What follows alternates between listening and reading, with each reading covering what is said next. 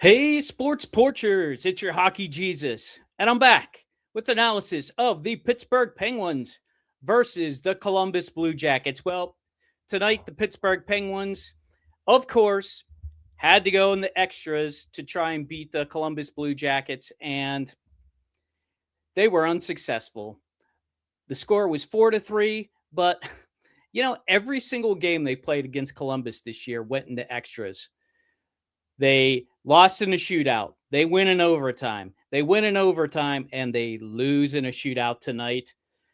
They only have one regulation loss in 13 games versus the Metro. Now it's actually 14 games. It didn't include this game. And Merzlikins guaranteed to win tonight. And you know what? He stood behind his words, getting the win, and he was absolutely instrumental. He gets the first star, if you ask me. He really goalied us tonight. Look, he can be really sharp when he is on. Elvis Merzlikins, one of the best goalies in the league.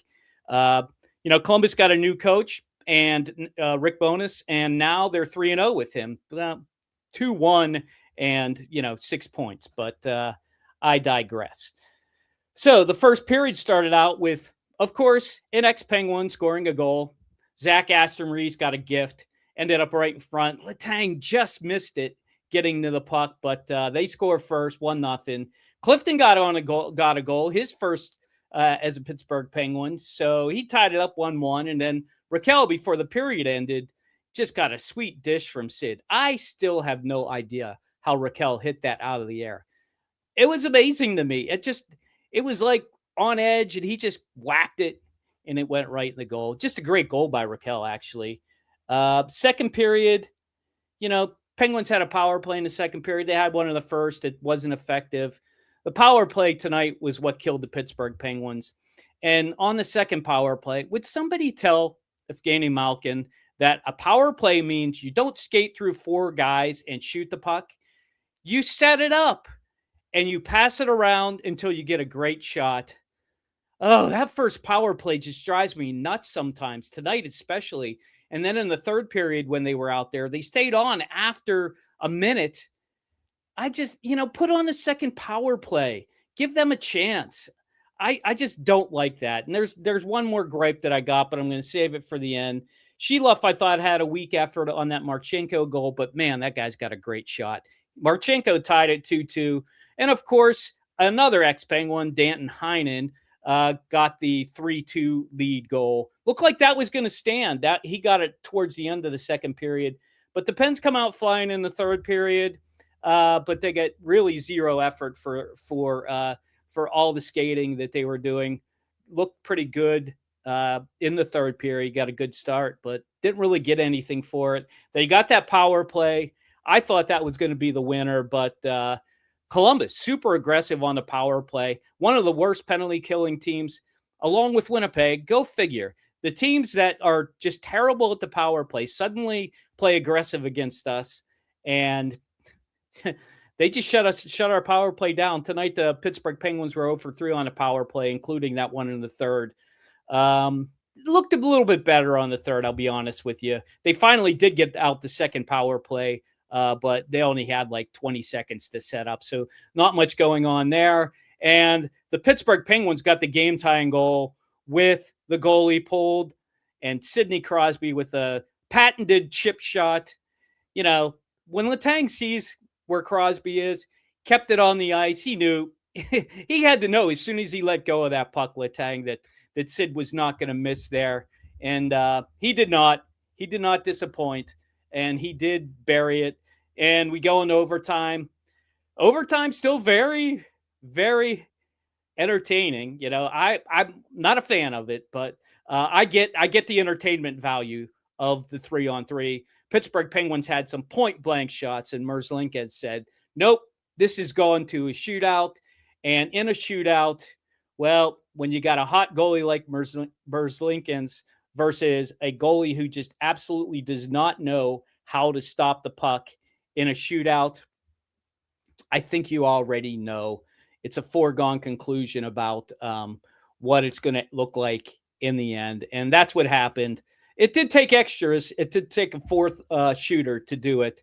But nonetheless, still couldn't pull it out.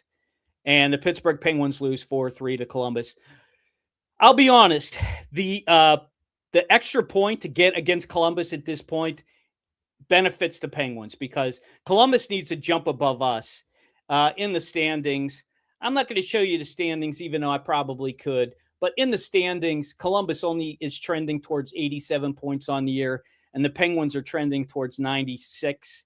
So it was more important for Columbus to get 2 points out of tonight than 1.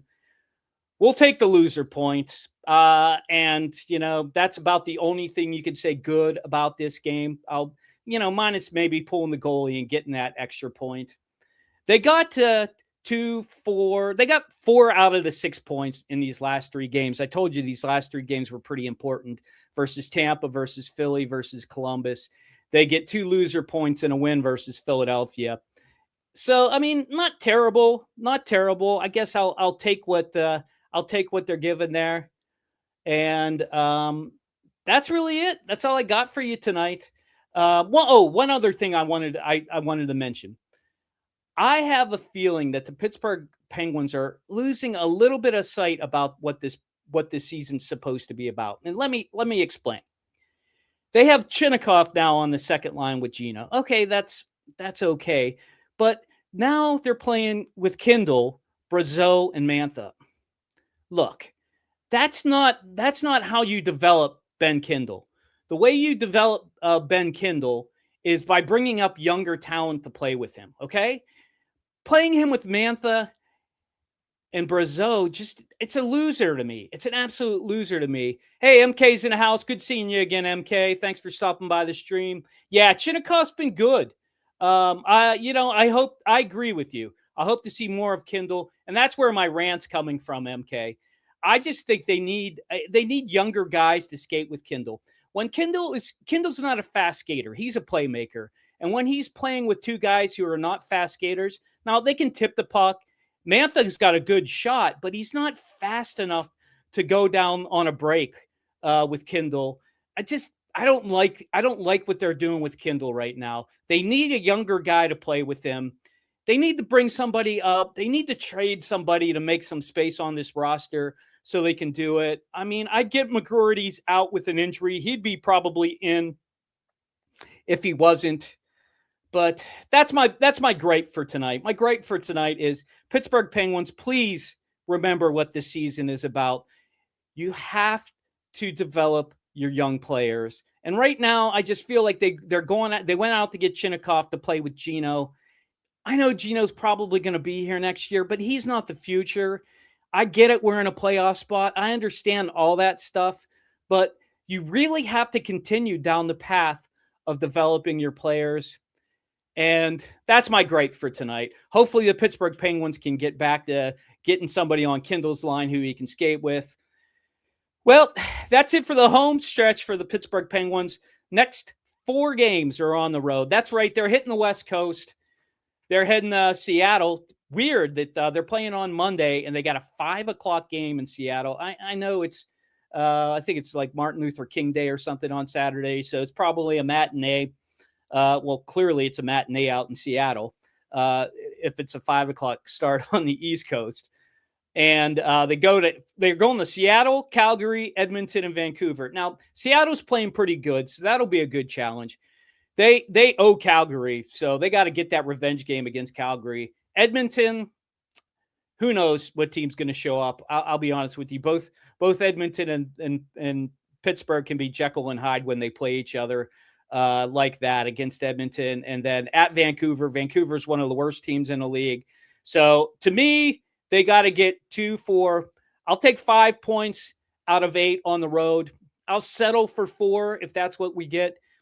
Hey, the one thing that you have to be aware of, and I'm going to show this. I might do it on the porch with the boys. And by the way, I'm your hockey Jesus. If you don't know who I am, if you're like, who is this old guy talking about hockey? I'm the hockey Jesus. Me and my buddies got a podcast. We do a live show on Mondays at 7:00. I love to give you Pittsburgh Penguins after every single Pittsburgh Penguins game. That's what I'm doing tonight. But the schedule does not favor the Pittsburgh Penguins post-Olympics.